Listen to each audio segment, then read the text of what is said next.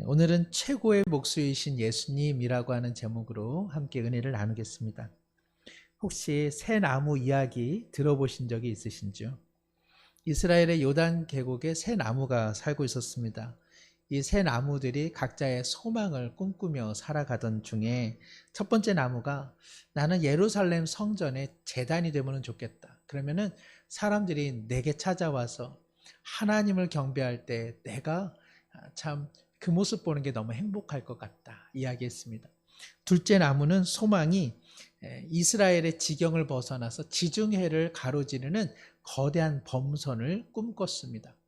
세 번째 나무는 소박했습니다. 그저 자신의 있는 자리에서 피곤한 나그네 길손에게 그늘을 제공하는 것만으로도 나는 만족해한다 이야기를 했습니다. 세월이 흘러서 새 그루의 나무가 이제는 목재가 될 만한 때가 되었습니다. 도끼날로 베어짐을 당하고 목수의 손에 들림을 받았습니다. 첫 번째 나무는 과연 예루살렘 성전의 웅장한 제단이 될 수 있었을까요? 안타깝게도 이 나무는 어느 하숙집의 외양간, 말밥, 즉 말구유가 되었습니다. 두 번째 나무 역시 지중해의 범선이 무엇입니까? 그저 갈릴리 어촌 마을에 정박해 있는 작은 비린내 나는 어선이 될 뿐이었습니다. 세 번째 나무는 그저 있는 자리가 좋았는데 그마저 잘려서 그는 십자가의 형틀로 제작이 되었습니다. 모든 새 나무는 좌절했고 슬퍼하지 않았겠습니까? 그러나 새 나무 이야기는 여기서 끝나지는 않습니다. 첫 번째 나무는 비록 영광스러운 예루살렘 성전의 제단은 되지 못했지만 예수님이 태어나실 때 예수님이 누임을 당했던 바로 그 말구유가 되는 영광을 누린 것이죠. 두 번째 나무 역시 비린내 나는 작은 어촌의 어선이 되었을 뿐이지만 그러나 그 배는 베드로의 배였기 때문에 훗날 예수님께서 올라타시는 영광을 누렸습니다. 세 번째 나무, 그 나무는 만유의 구주가 되시는 예수님의 어깨에 짊어진 십자가 형틀이 되어서 예수님의 구원사에 함께하는 나무가 될 수 있었습니다. 우리 자신을 나무로 비유하자면 우리는 어떠한 나무입니까? 우리는 자신이 애초에 꿈꿨던 나무로 살아가고 계십니까? 아니면 내가 꿈꿨던 삶의 나무와는 무관하게 살고 있어서 마음에 만족감이 없지 않습니까? 혹은 여전히 다른 나무의 인생을 기웃거리면서 살아가고 계시는지, 아니면 나 이만해도 괜찮은 나무야 하며 만족해하며 살아가고 계십니까? 일본에는 1000년 이상 갈 수 있는 궁궐이나 사찰을 짓는 목수가 있는데 이 목수들을 궁목수라고 이야기한다고 합니다. 궁목수 중에는요, 니시오카 가문이 상당히 유명한 가문인데 이 궁목수 가문이 갖고 있는 하나의 철칙이 있습니다. 그것은 1000년 이상 가는 사찰이나 궁을 만들기 위해서는 1000년 된 노송을 사용해야 한다는 가르침입니다. 그러니까 자연적 생명으로서의 나무의 수령이 목재로서의 가치 있는 수명과 일치가 된다는 것이죠. 그러니까 얼마나 자연에서 오랫동안 견뎌왔는지가 그 나무가 목재가 되어서 얼마나 쓰임받을 수 있는지를 결정한다는 것입니다. 즉 견딤의 세월이 쓰임의 세월과 일치한다라고 하는 이 니시오카 가문, 이 궁목수의 지혜는 우리가 한번 새겨볼 만하다 생각이 듭니다.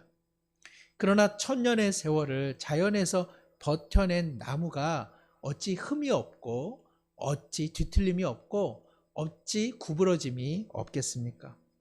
옹이도 있고 썩은 부위도 있고 상처도 있고 부스럼도 있지 않겠습니까? 그런데요, 놀라운 것은 이 훌륭한 궁목수의 손에 들림을 받게 되면 뒤틀린 나무는 뒤틀린 모양 그대로, 구부러진 나무는 구부러진 나무 모양 그대로 아름답게 사용되어진다는 것입니다. 더 나아가서 남쪽 벽에 쓸 나무는 궁목수는 남쪽에서 자란 나무로, 또 북쪽에서 쓰는 나무는 북쪽에서 쓰는 벽은 북쪽에서 자라난 나무를 사용함으로써 그 나무에 있는 그 모습 그대로를 사용하여 새로운 창조를 일으킨다는 것입니다.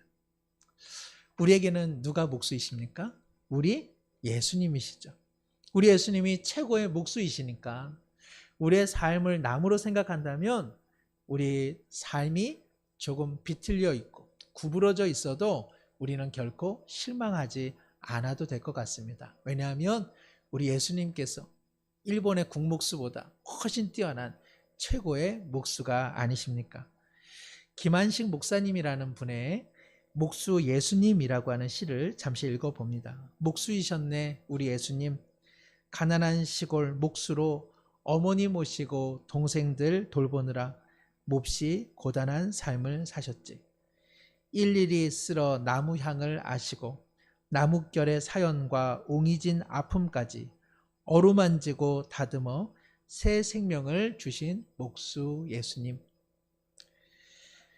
나무 십자가 치고 고난길 오르시어 마침내 나무에 못 박히신 채 잘리고 깎이고 패인 나무의 상처들 그 피로 덮어주셨네. 이 시를 지을 때 목사님은 10차 항암 중이셨는데 그래서 이 시를 자신의 아픔과 결부시켜 이렇게 마무리합니다. 이 몸의 모진 고통, 마음 찢는 아픔과 잠 못 드는 사연도 우리 예수님 어루만져 감싸주실까? 사람 아들로 사시고 사랑으로 죽으신 우리 목수 예수님은 예수님을 향한 감동적인 고백의 시라 생각이 듭니다. 우리 예수님 구부러진 인생이라서 우리를 내팽개친 적 있으십니까? 우리 뒤틀린 인생이라서 우리 예수님께서 나는 너 모른다 하며 외면하신 적이 한 번이라도 있습니까? 우리 삶에 때때로 배인 고약한 냄새, 야, 그 냄새 싫다. 너 저리 가라고 이야기하면서 우리 멀리 하신 적 한 번이라도 있습니까? 뒤틀리면 뒤틀린 대로, 구부러져 있으면 구부러진 대로, 또 우리의 삶의 냄새면 그 냄새 그대로 우리 하나님은 만나주시고 안아주십니다. 십자가 보혈로 덮어주시고 치유해 주시듯 주님처럼 우리의 인생과 나뭇결을 만져주시는 분 아무도 없는 줄로 압니다. 그러기에 예수님은 우리의 참 목자이실 뿐 아니라 참 목수이시죠. 우리는 예수님의 어린 양일 뿐 아니라 뒤틀리고 구부러진 나무이기도 합니다. 지난주 시편 92편 13절 15절 말씀을 나누었는데 기억하시는지 모르겠습니다. 공동 번역 성경으로 이렇게 읽어볼 수 있는데 한번 함께 읽겠습니다. 우리 여호와 집안에 심겨진 자들아 하나님의 뜰에 뿌리를 내리고 우거지거라. 늙어도 여전히 열매 맺으며 물기 또한 마르지 말고 항상 푸르러라. 그리하여 나의 반석이신 여호와께서 구분대 없이 곧바르심을 널리 알려라. 비록 우리 하나님께서는 구부러진 곳 한 곳 없는 올곧은 분이시지만 주님은 우리의 구부러짐, 우리의 뒤틀림, 우리의 냄새나는 삶조차도 만져주시고 그리고 사용해 주십니다. 그래서 그런가요? 성경에는요 참 나무가 많습니다. 성경을 조금이라도 읽어보신 분들은 야, 성경에 웬 나무가 이렇게 많을까? 성경 읽는 곳마다 나무가 나온다는 사실을 아실 겁니다. 하나님께서 나무를 참 좋아하시는 것 같아요. 그래서 창세기부터 요한계시록까지 상당히 나무라고 하는 이 주제가 소중하게 다뤄집니다. 창세기 시작점에서 우리는 두 그루의 나무를 혹시 기억하시나요? 네, 에덴 동산에 무슨 나무가 있었습니까? 선악을 알게 하는 나무, 그리고 생명나무가 있지 않았습니까? 저는 어렸을 때 교회를 다니지는 않아도 이야기 동화책을 이렇게 피면 항상 선악과는 어떠한 열매로 이렇게 그려져 있습니까? 약간 사과같이 그려져 있어서 사실은 사과나무인 줄 알았습니다. 그런데 중동지방에서는 사과를 많이 재배하지 않습니다. 또 누가 또 그러더라고요. 복숭아 나무라고. 그래서 왜 복숭아냐 그랬더니 우리 목을 만지면 목에 울긋 튀어나온 이것이 바로 복숭아 나무를 에덴 동산에서 다 먹어가지고 특별히 남자들은 여기에 복숭아 씨가 있다고 얘기하더라고요. 그래서 저는 교회를 다니지 않으면서도 야, 내가 먹기는 먹었나 보다 그런 생각을 하고는 했습니다. 노아가 만든 방주도 고페르라고 하는 나무로 만들었습니다. 그런데 이 나무는 편백나무가 아닐까 추정만 하고 있습니다. 모세의 삶에도요, 한 그루의 나무가 상당히 중요한데 떨기나무입니다. 모세가 왕궁의 세월을 그만두고 미디안 광야에 가서 참으로 허무한 시간을 보낼 때 하나님께서 그를 부르셨죠. 어디 밑에서 부르셨습니까? 떨기나무 밑에서. 떨기나무 가운데 하나님께서 불로 임하셨는데 떨기나무는 타지를 않았습니다. 떨기나무는 그저 광야에 있는 가시덤불에 불과합니다. 볼품이 없어요. 비가 오면 조금 살아나고 뜨거운 해가 비치면 시들어버리는 인생, 그것이 이 떨기나무였는데 하나님께서 떨기나무 가운데 모세를 부르셨다는 것은 모세의 인생이, 이스라엘 인생이 하나님의 보호받지 않으면 죽는 나무요, 그러나 하나님께서 함께 하시면 보잘것없는 인생이라 할지라도 소명을 받을 수 있다는 것, 그것이 바로 떨기나무가 가르쳐주는 메시지이죠. 약속의 땅, 또 광야에서 하나님께서 시름에 겨워하는 이스라엘 사람들을 향해서 종려나무의 과실을 베풀어 주셨습니다. 종려나무는 우리식으로 이야기하면 대추 야자나무입니다. 2주 전에도 우리 종려나무, 대추 야자나무, 그래서 드보라가 그 나무 아래서 하나님의 꿀 같은 재판을 시행했다는 것을 우리가 살펴보았는데, 대추 야자를 드셔보신 분들은 야, 이거 정말 꿀보다 달다, 이거 설탕 시럽보다 훨씬 달다. 즉 대추 야자를 하나님께서 주신다는 것은 피곤한 우리의 삶 가운데 달고 다른, 그리고 아름답고, 그리고 생명의 은총의 꿀과 같은 말씀을 주신다는 것이죠. 이스라엘 광야 시절에 성막이 만들어졌는데 성막에서 가장 중요한 그 기물이 있다면 어떤 걸까요? 지성소 안에 언약궤, 하나님의 임재를 상징하는 언약궤가 가장 중요한 성전의 기물이라고 할 수 있습니다. 이 언약궤가 나무로 만들어졌거든요. 대단한 나무가 아닙니다. 조각나무, 시띠나무라고 하는 나무인데 이 나무도요, 그저 사막에서 그저 뿌리를 조금 깊게 내리고 견디는 나무, 그것이 바로 시띠나무입니다. 하나 참조적으로 말씀드리면 성경에 나와 있는 우리식의 나무 명칭과 실제로 이스라엘의 나무 명칭과는 불일치할 때가 좀 있습니다. 그래서 왜냐하면 우리 성경이 중국 말을 가져다가 사용했기 때문에 그러합니다. 중국 사람들이 이스라엘의 어떤 나무가 자기들의 나무와 비슷하면 그 나무 이름을 적어두었고 그 나무 이름을 우리가 사용하다 보니까 이 조각나무, 이것은 실제로 이스라엘의 나무와는 일치하지 않습니다. 그러니까 이스라엘은 시띠나무인데 이 나무 역시 말씀드린 것처럼 광야에서 모래바람으로 인해서 뒤틀리고 휘어진 나무입니다. 그런데 이 나무가 그래도 견뎌낸 것, 그 좋은 내구성이 있기 때문에 성막에서는 언약궤로 쓰임을 받는 것이죠. 앞서 말씀드린 것처럼 견딤의 세월을 우리 하나님께서 보신다는 것이죠. 고난과 고통 가운데 견딤의 세월을 견뎌낸 자를 하나님께서는 하나님 나라에 쓰임받는 존재로 사용해 주신다는 것입니다. 누구든지 그리스도 안에 있으면 새로운 피조물이 되는 까닭이 여기에 있습니다. 또 하나 강인한 생명력을 보여주는 나무가 있는데 이것은 에셀 나무라고 합니다. 아브라함이 부엘세바에서 7개의 우물 있는 그곳에 이 에셀 나무를 심고 하나님 앞에 또 헌신을 다짐했습니다.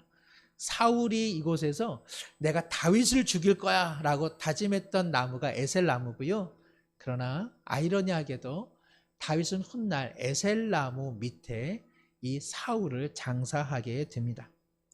에셀 나무 역시 사막 지형에 자라는 나무지만 이 나무는 1년 내내 그 푸르름을 유지하는 상록수입니다.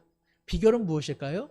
이 에셀 나무는 깊이 아래로 뿌리를 내린다는 사실입니다. 에셀 나무는 우리에게 믿음이 무엇인지를 가르쳐 줍니다. 믿음이라고 하는 말을요, 어떤 사람은 힘 이렇게 이야기한 적이 있습니다. 밑에 힘이라는 거예요. 밑이 든든해야 되잖아요. 우리가 살아가는 지평이, 우리가 살아가는 반석이 든든해야 우리가 삶을 살아갈 수 있습니다. 이 에셀나무는 밑으로 그 힘을 계속 뿌리를 내리는 것이죠. 우리의 믿음이라고 하는 것 그런 것 아닙니까?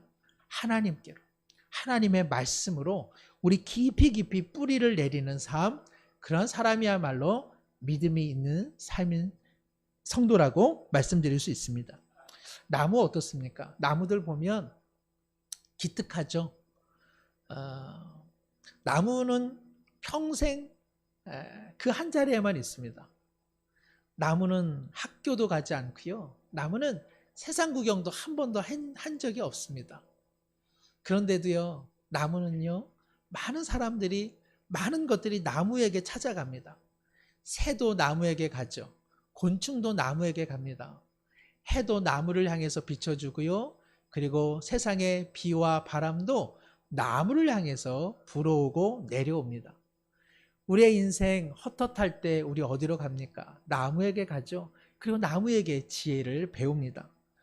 나무는 어디 한 곳 갈 수 없는 인생이지만, 그러나 나무는 자기에게 오는 모든 것을 수용하는 마음 넓은 식물, 그것이 나무입니다. 나무가 이처럼 건강하게 자랄 수 있는 까닭은 무엇입니까? 두 손 들어 하나님을 바라보면서도 그 뿌리는 아래를 향해 깊이 뿌리를 내리고 있기 때문에 그러합니다. 에셀나무는 우리 가운데 말하는 것 같습니다. 인생의 푸르른 시절을 경험하고 싶으냐? 그렇다면 광야일지라도 실망하거나 낙심하지 말고 하나님께로, 하나님의 말씀으로 깊이 뿌리를 내리라. 우리 사랑하는 우리 수유중앙교회 모든 가정과 우리 성도님들, 우리 모두가 정말 에셀나무처럼, 떨기나무처럼 하나님의 말씀 그 밑으로 뿌리를 더욱더 내리는 은혜가 있기를 소망합니다. 오늘 본문은 사사기 말씀인데 4개의 나무가 우화 형식으로 등장합니다. 말하는 사람은 요담이라고 하는 사람이에요. 요담은 최근에 불행한 일을 경험했습니다. 자신의 사랑하는 형제 70여 명이 자신의 이복 형제인 아비멜렉의 손에 의해서 무참히 살해당했습니다. 아비멜렉이 이러한 참극을 저지른 까닭은 자신이 세겜 사람들의 왕이 되고자 경쟁 관계에 있던 70여 명의 이복 형제를 다 도륙한 것이죠.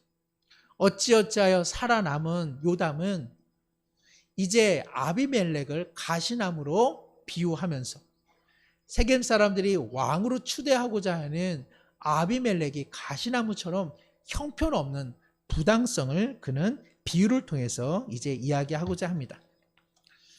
그러면서 한 가지 이야기하기를, 어느 날 숲속의 나무들이 자신들을 다스릴 왕을 찾게 되더라. 감람나무를 만났습니다. 감람나무에게 왕직을 제안했는데 감람나무가 이를 거절했습니다. 이후에는 무화과 나무를 만났습니다. 그런데 무화과 나무도, 그리고 마지막 포도나무도 만났지만 포도나무도 왕이 되는 것에 전혀 관심이 없었습니다. 마지막으로 하다못해 가시나무를 찾아갔는데 웬걸입니까? 열매 하나 없는 가시나무가 대뜸 말하기를, 그래, 참 너희들 잘 찾아왔다. 내가 친히 너희들의 왕이 되어주겠다. 그러니 어서 내 그늘 밑으로 오너라. 이렇게 말했다는 것이죠. 왕이 되는 일 얼마나 매력적입니까? 높은 데 사는 거 다 좋아하잖아요. 웬만하면 높은 데 올라가고 싶지 않습니까? 저에게 작은 소박한 꿈이 있다면 제가 한 185만 되면 좋겠어요. 뭔가 그쪽 공기는 다르지 않을까. 제 친구에게 말합니다. 신선하지? 그쪽 공기가 더 좋아 보인다. 보는 게 다르지 않습니까? 멀리 볼 수 있죠? 그리고 내려다 볼 수 있습니다. 사람을 내려다보면서 뭔가 시켜 먹을 수 있는 높은 자리, 그 얼마나 매력적입니까? 그런데요, 여기 등장하는 감람나무, 무화과나무, 포도나무는 높은 곳에 마음을 두지를 않았습니다. 어떻게 그랬을까? 이 나무들은 학교를 다니지 않았는데도 국어와 수학을 너무나 잘합니다. 국어를 잘한다는 건 뭐죠? 이 나무들은 주제 파악을 너무 잘해요. 그리고 이 나무들이 수학을 잘하니까 뭘 잘한다는 거예요? 자기 분수를 아는 겁니다. 그러나 가시나무는 국어 점수도 낙제고 그리고 수학 점수도 낙제인 것 같습니다. 왕직을 최초 제안받은 감람나무, 올리브나무입니다. 올리브나무가 뭐라고 이야기합니까? 9절에 보니까 내게 있는 나의 기름 하나님과 사람들을 영화롭게 하는데 내 어찌 내 주제와 분수를 버리고 왕이 되어서 우쭐대겠느냐. 성경에요, 올리브는요 영광과 아름다움을 의미합니다. 그리고 그 기름은 하나님께서 부어주시는 축복 그리고 넘치는 기쁨을 의미합니다. 올리브 잎은요 평화와 회복을 상징하는데, 노아가 방주 안에 갇혔다가 지면에 물이 없어진 것 어떻게 확인합니까? 비둘기가 올리브 잎을 가져다 주었을 때, 아, 이제 지면에 물이 없구나.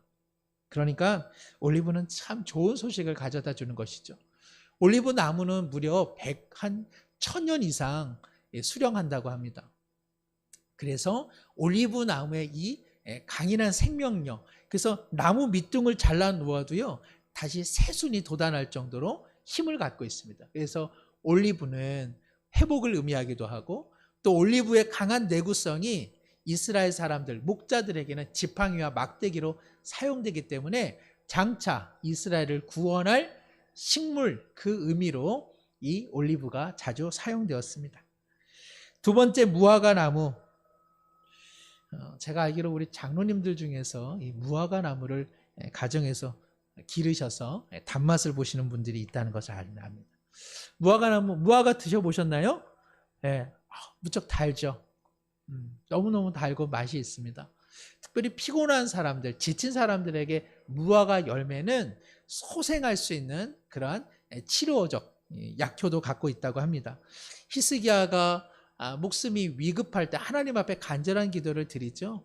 15년간 그가 생명을 연장받게 되는데, 그때 치료책으로 제공된 것이 무엇입니까? 무화과 뭉치 아닙니까? 다윗이 3일 동안 굶은 아멜렉의 종을 만나는데, 그를 살리기 위해서 그는 건포도와 그리고 무화과 나무를 제공해 줍니다. 그래서 무화과 나무는 죽어가는 인생을 살리는 나무, 풍성함과 번영을 의미합니다. 세 번째, 왕직을 거절하는 포도나무도 어떻게 대답하나요? 13절에 보니까 하나님과 사람을 기쁘게 하는 내 주제와 내 분수에 나는 너무나 만족해한다. 포도주가 요즘에 자주 등장하는 것 같아요. 이스라엘 사람들 포도주, 외국 사람들 포도주 잘 먹죠. 특별히 이스라엘 사람들이 포도주를 먹을 때는 조금 우리가 기억할 필요가 있습니다.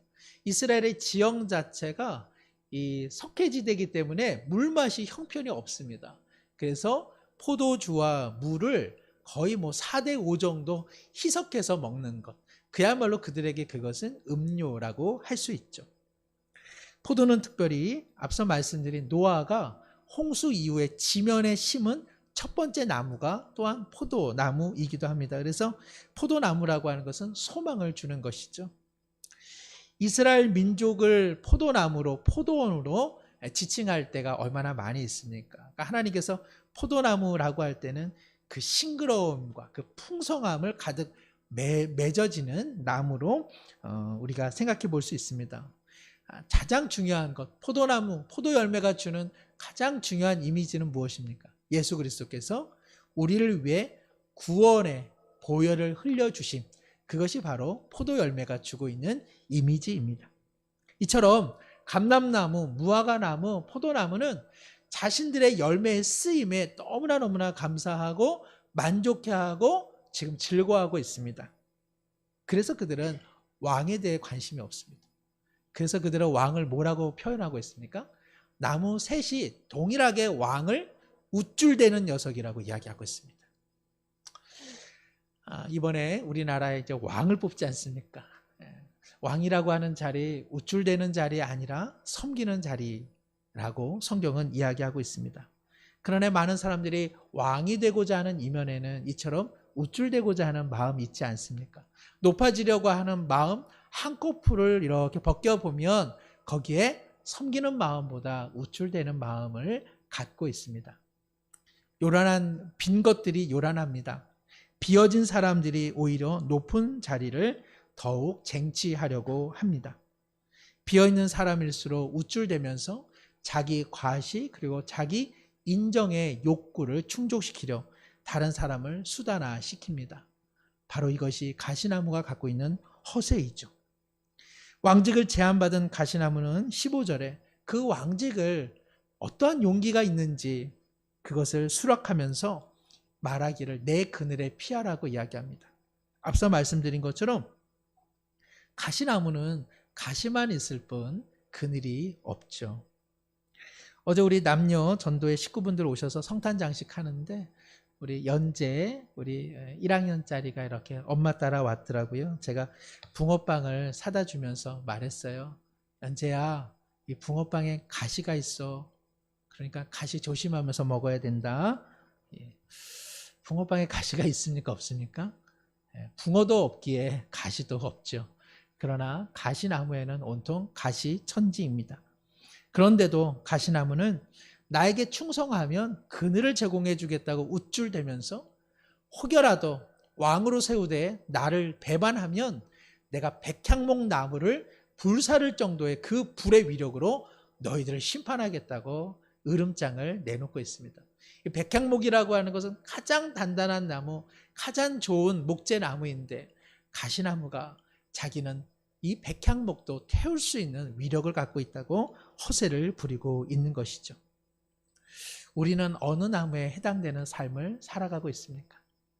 우리는 하나님과 사람들을 이롭게 하고 유익하게 하는 감람나무, 무화과나무, 포도나무, 그와 같은 복된 인생을 살아가고 있습니까? 아니면 우리 자신이 허한 인생이기에 가시나무 같이 찌르고 그리고 허세를 부리는 삶으로 살아가고 있습니까? 그런데 조심할 것 있습니다. 내 비록 가시나무는 아닐지라도 감람나무, 포도나무, 그리고 무화과나무라 할지라도 그리스도 예수 안에 연합되어 있지 않으면, 접붙임되어 있지 않으면 우리의 모양새가 아무리 멋진 나무라 할지라도 쓰임받을 수는 없다는 것입니다. 축복과 영광의 나무, 올리브나무, 예수님께서 십자가 처형을 당하시기 전에 어디를 가셨습니까? 감람산. 이 감람산은 말 그대로 올리브산입니다. 그래서 이 감람산에는요, 올리브산에는 겟세마네라고 하는 동산이 있는데 이 겟세마네라고 하는 이 이름의 뜻은 올리브 열매의 기름을 짜는 곳, 그런 뜻을 갖고 있습니다. 예수님께서는 친히 올리브 나무가 되셔서 우리를 구원하시기 위해 자기의 진액을 다 쏟으셨습니다. 예수님께서의 겟세마네 동산에서 피와 눈물과 땀, 예수님의 삶의 진액을 다 쏟으시면서 하나님의 뜻에 순종하는 몸부림이 있지 않으셨습니까? 주님의 그 몸부림 때문에 오늘 우리가 구원받지 않았습니까? 포도나무 역시 그렇습니다. 아무리 멋들어진 포도나무라 할지라도 예수님 안에서 접붙임을 당하지 않으면 그 포도나무는 그저 자신만 취하게 되는 포도즙에 불과할 뿐입니다. 예수님께서는 요한복음 15장 말씀처럼 포도나무인 진정한 나에게 너희는 접붙임을 당할 때만 인생의 가지 끝에 포도의 열매가 맺혀질 것이라 말씀하셨습니다. 주님과 무관한 삶은 아무리 멋진 열매를 맺은들 그 열매가 하나님과 이웃을 영화롭게 할 수는 없는 것입니다. 무화과 나무도 그렇습니다. 무화과 나무가 아무리 맛 좋은 열매를 맺는다 할지라도 무화과 나무가 제때의 열매를 맺지 않으면 주님 앞에 책망을 받습니다. 복음서에 보면 예수님께서 무화과 나무를 향해 저주한 이례적인 사건이 기록되어 있습니다. 이유는 단 한 가지입니다. 무화과 나무가 있지만 잎사귀는 무성할 뿐 열매가 없었기에 외롭고 쓸쓸한 인생의 나그네 길에 제공해주는 열매가 하나도 없음을 보고 예수님께서 책망하신 것입니다. 우리가 아무리 좋은 재능과 경험과 그리고 물질의 부요함과 탁월한 능력이 있은들 누군가에게 건네줄 수 있는 삶의 열매를 때에 마련하지 못한다면 우리는 예수님에게 책망을 받게 될 것입니다. 오늘 교동문 요한복음 15장 5절 말씀을 우리 다시 한번 읽어봅니다. 나는 포도나무요 너희는 가지라. 우리 한번 15장 5절 말씀 한번 보여주실까요? 네. 15장 5절 말씀 한 번 더 넘겨주시면 제가 읽도록 하겠습니다. 예. 나는 포도나무요 너희는 가지라. 그가 내 안에 내가 그 안에 거하면 사람이 열매를 많이 맺나니 나를 떠나서는 너희가 아무것도 할 수 없습니다. 아마 우리가 잘 아시는 말씀 있죠. 사랑하는 성도 여러분, 심히 뒤틀린 나무라 할지라도, 옹이 박혀진 구부러진 나무라 할지라도, 사막과 같은 악조건 그 속에 볼품 없는 나무라 할지라도 우리 하나님은 우리를 외면하지 않으십니다. 우리 하나님께, 그리고 목수이신 그리스도의 손에 붙들리면, 그 손에 들림받으면 새로운 피조물이 되는 것, 이것이 복음인 줄로 믿습니다. 가시나무라 인생이라 하여 실패한 인생이라 할 수 없습니다. 왜 그렇습니까? 가시나무 인생이라 할지라도 그리스도께로 가면 주님은 그 가시를 사용하시기 때문에 그럽니다. 주님께서는 그 가시나무의 가시를 사용하셔서 가시관을 쓰시고, 그리고 가시나무 십자가를 짊어지시고 우리의 인생을 위해 구원의 첫 열매가 되어주지 않으셨습니까? 그래서 하나님 나라에서는 버릴 나무가 없습니다. 하나님께서는 감람나무, 무화과, 그리고 포도나무뿐만 아니라 가시나무도 사용할 수 있는 분이죠. 우리가 어떤 나무인지는 중요하지 않습니다. 우리의 나무와 같은 인생이 과연 그리스도 안에 있는지, 그리스도와 연합되어 그 그리스도를 향해 깊이 뿌리를 내리고 있는지, 그것만이 중요할 따름입니다. 한 가지 이야기로 말씀을 맺습니다. 로키 산맥 해발 3,000m 높이에는 수목 한계선 지역이 있다고 합니다. 그러니까 나무가 자라날 수 없다는 것이죠. 이 지대의 나무들은 그래도 버텨내기 위해서 그 매서운 바람, 곧게 자라지는 못해도 무릎을 꿇은 자세로 버텨낸다고 합니다. 그래서 이 로키 산맥의 3,000 해발미터 지역에 가보면 나무들이 마치 사람이 무릎을 꿇고 있는 것처럼 다 무릎을 꿇고 있는 형세를 가지고 있다고 하죠. 그런데요, 세계적으로 가장 공명이 잘 되는 명품 바이올린의 목재는 어떤 목재일까? 그것은 바로 이 로키 산맥의 무릎 꿇은 나무들을 사용한다고 합니다. 사랑하는 성도 여러분, 우리 모두는 하나님의 뜰 안에 나무로 심겨져 있습니다.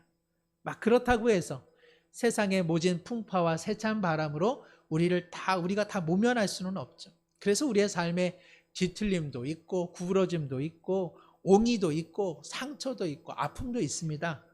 그러나 최고의 목수이신 우리 그리스도께서 나무된 우리 인생을 다스려 주시는 줄로 믿습니다. 우리가 무릎 꿇기만 한다면, 우리가 주님 앞에 무릎 꿇은 인생이라면 우리는 본연의 나무의 빛깔을 드러낼 것이며 하나님을 영광스럽게, 그리고 이웃들에게 작은 열매를 나눠주는 복된 축복의 열매로 살아가게 될 줄로 믿습니다. 그런 은혜가 우리 모두에게 있기를 다시 한번 축복합니다. 기도합니다. 삶의 주관자가 되시는 하나님 아버지, 오직 그리스도만이 우리 삶의 진정한 목수이십니다. 우리 인생 열매를 맺지 못하고 뿌리를 깊이 내리지 못할 때에도 오히려 찾아오셔서 쓰임받는 인생으로 변화시켜 주시니 감사를 드립니다. 하나님 아버지, 뒤틀림과 휘어짐의 인생 흔적을 그대로 사용하시되 우리의 두터운 껍질과 가시를 제해 주시나니 우리의 삶의 그 열매를, 그리고 시절에 맞는 열매를, 거룩한 성령의 열매를 맺게 해 주시옵소서. 화려한 색채의 가을, 도리어 버릴 것을 알고 버리는 나무, 겨울의 모진 바람 회피하지 않고 온몸으로 견디어 봄꽃을 피우는 나무의 지혜를 우리 가운데 주시옵소서. 견딤을 통해 무릎 꿇는 순종을 통해 다시금 쓰임받는 우리 개인과 가정과 우리 공동체가 되게 하여 주옵소서. 예수님의 이름으로 기도드리옵나이다. 아멘.